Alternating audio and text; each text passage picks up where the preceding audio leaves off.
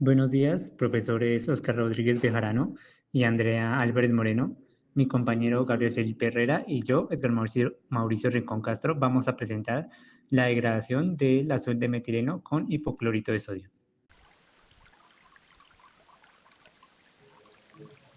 La contaminación del agua es un grave problema para la salud pública en la actualidad.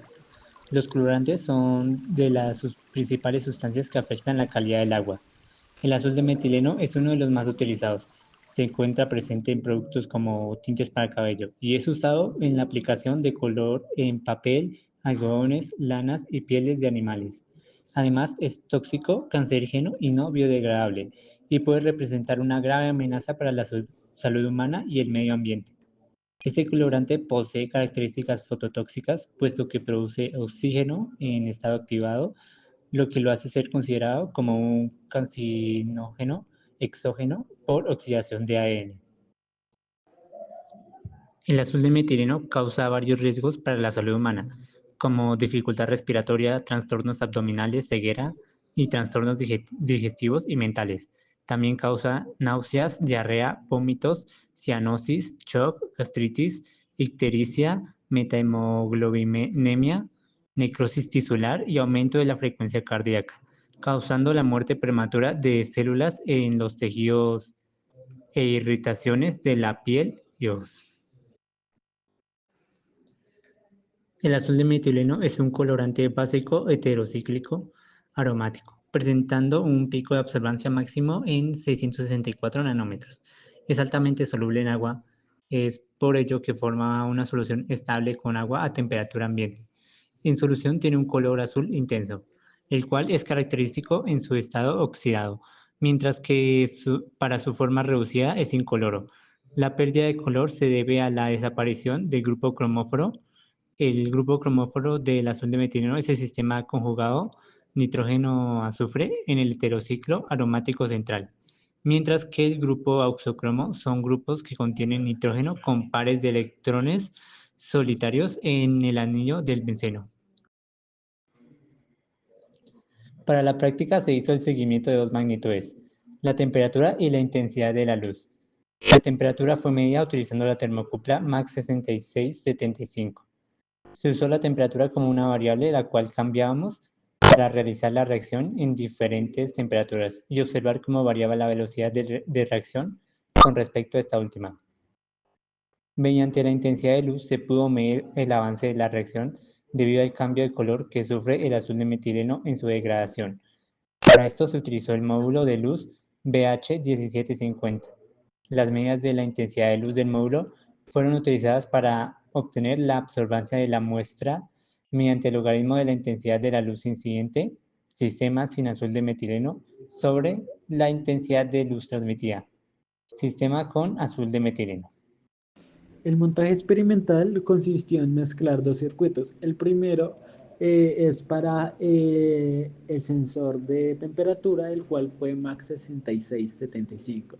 Este tiene conexiones a los puertos digitales del Arduino Uno.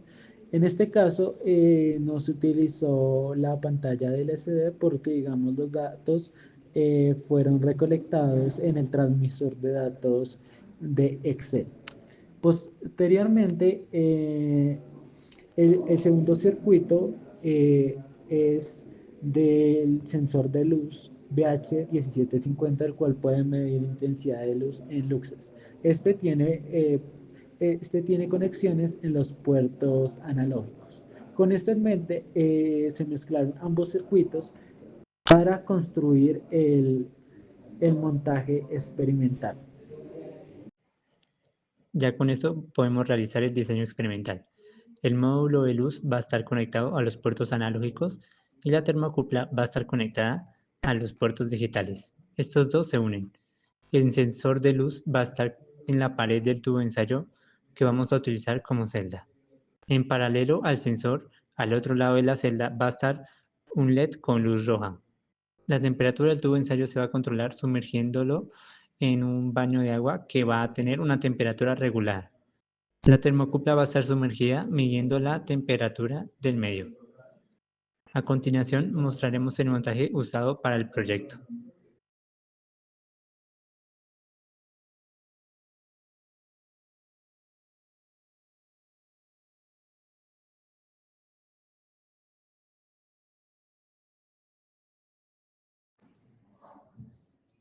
Muestra de datos experimentales. En la imagen podemos ver los datos obtenidos de la práctica.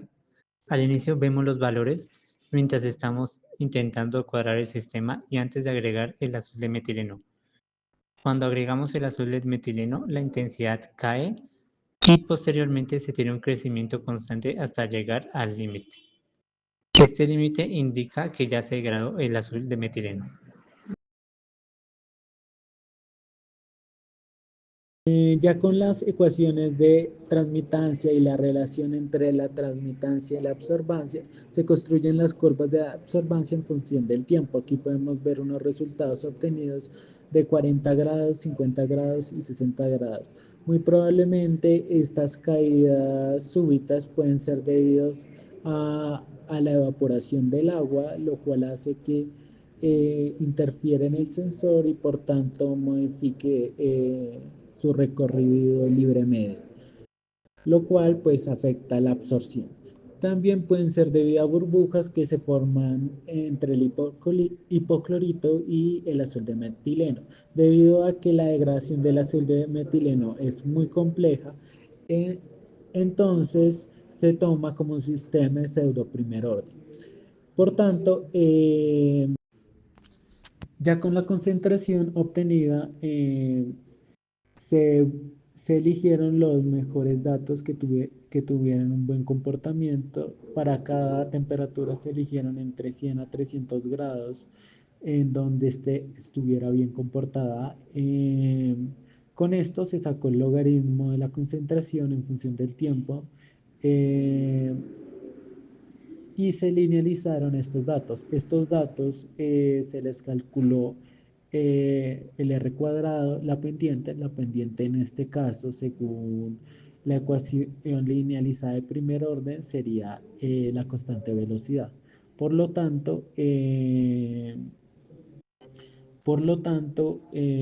se calculó las constantes de velocidad para cada temperatura. Ya con estas constantes de velocidad de cada temperatura, se calcularon el logaritmo neperiano de estas constantes de reacción en función del inverso de la temperatura. En este caso se pasó de Celsius a Kelvin. Con esta información se muestra acá la siguiente gráfica. Esta gráfica muestra todas las temperaturas. La más alta, que está más o menos en -4, es la de 90 grados, la siguiente 80, 70, 60, etc. Se observa que eh,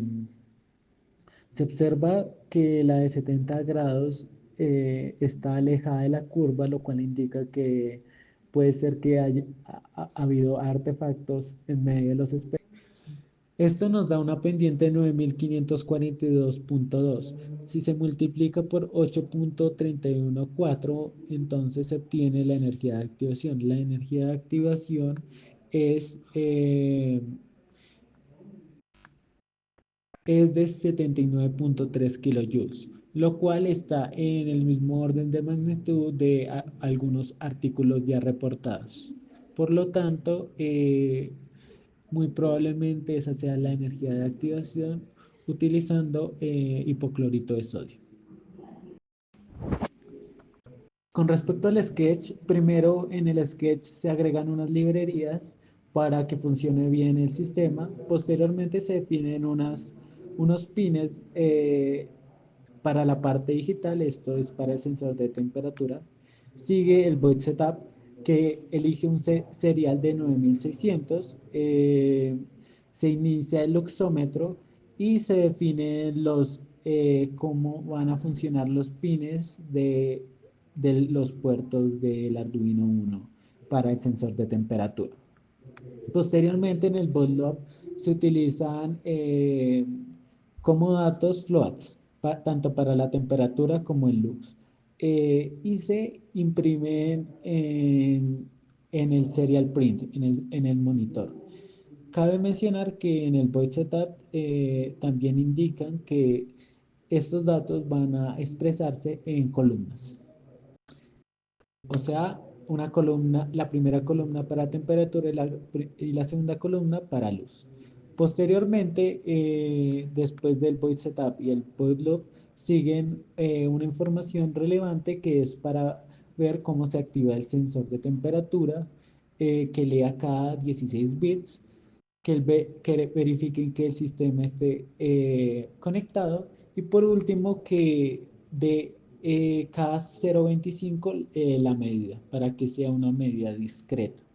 Y por último, que elimine bits de error, o sea, que datos que no son relevantes y que están dentro del ruido. Bueno, como conclusiones, se logró determinar la energía de activación, que fue de 79,3 kilojoules de la degradación del azul de metileno, al utilizar como agente oxidante hipoclorito de sodio. Al utilizar un sistema espectrofotométrico, midiendo cada 10 Kelvin o cada 10 grados Celsius, con dos sensores. El primero, el de temperatura, para regular esta magnitud, y el sensor de intensidad de luz, que actúa como detector, mientras que un LED RGB como fuente. Y aquí están las referencias. Muchas gracias por su atención.